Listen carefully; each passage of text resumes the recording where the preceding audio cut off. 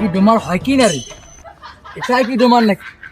এই শালা পার্টি মালিক শালা মোক কয়দিন আগত ফোন দিয়া কইছে যে ডোমার তুই আসিস। এই শালা কি রে? তুই সেই 9টার সময় আসছু, ডোমার হয় কি না রে? ডোমার হয় কি দেখো তো। এই শালা পার্টি মালিক কি রে?